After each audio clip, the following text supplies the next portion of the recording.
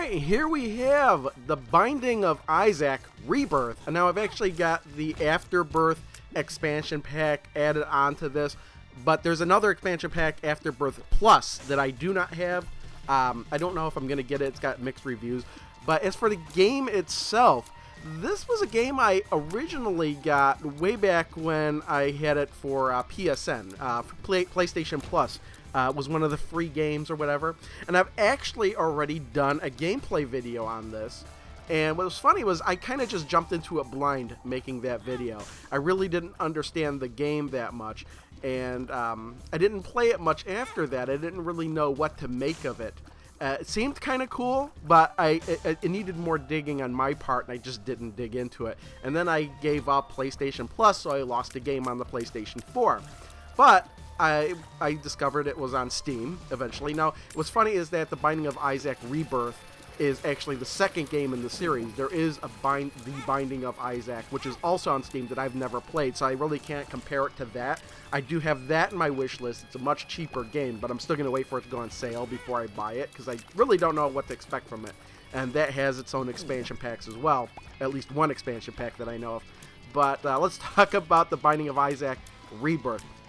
Now, after I bought this game on Steam, it kind of sat around for a while, and then I was over at my one of my friends' party. We had our laptops or whatever, and I just started playing it, not really knowing much about it, not really looking at the instructions. And I think that's really the best way to play this game, because you'll die, and you'll be like, why did I die? I don't understand. What does this item do? What does that item do? I mean, I was to the point to where I didn't even know what the buttons did. But eventually, I just learned it all. I did play this game for a total of between 7 and 8 hours, I think.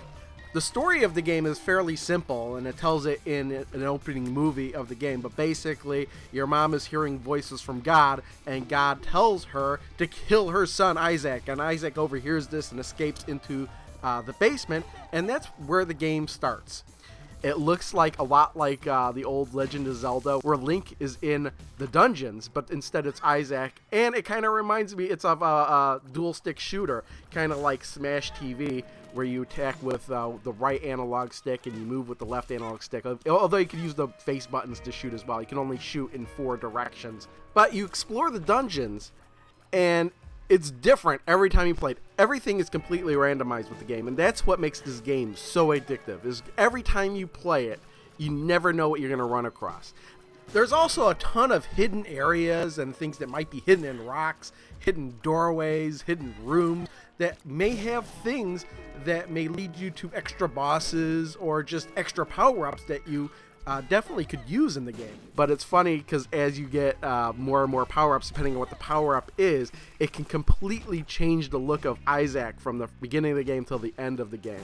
And the one game where I did finally manage to get all the way through, Isaac wound up with angel wings and these guys that'll shoot for him, and he's got all these really crazy attacks and everything, and it's just a matter of getting those power-ups. There are locked doors, so you have to find keys for those locked doors, but sometimes you're just never gonna find the keys to the locked doors. It's funny, and you've got there's stores where you could buy things with the coins that you collect. One of the things I found out was there was a donation box, and if the more money you donate, the better items the store could possibly get, or unlock certain things that can appear in the dungeons. Also, you not only have the regular game mode, you've got a harder difficulty, you've got a weird greed mode, there's a whole bunch of challenges to try and unlock, and there's a whole bunch of extra characters that you can unlock and play as, which have their own attributes. Honestly, when I first started playing the game, I was really terrible at it, but the fact that everything was randomized, I felt like I wasn't repeating the same thing over and over again. And even as I began getting better with the game, there was always something there that was like new every time I played it. And that's what got me coming back for more, until eventually I was able to make a complete run through of the game. And I think that could apply for anybody that thinks this game looks interesting. I mean, honestly, if you're into a game that every time you start it, it's like playing a whole new game, and you're interested in seeing all these weird, wacky power-ups and everything, this is totally a game for you. I'd say totally get this game if what you're seeing looks interesting.